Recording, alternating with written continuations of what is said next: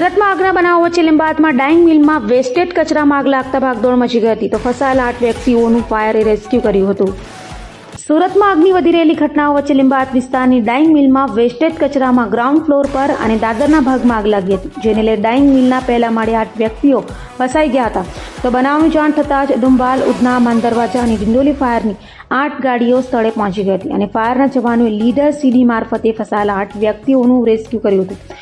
તો બીજી ટીમ દ્વારા આગ ઉપર પાણીનો મારો ચલાવવા આવ્યા હતા અને 1.5 કલાકની ભારે જહેમત બાદ આગ ઉપર કાબુ મેળવ્યો હતો। ડાઇંગ મિલમાં લાગેલી આગમાં લાખોનું નુકસાન થયું હતું, જો કે આગમાં કોઈ જાનહાનિ થઈ ન હતી।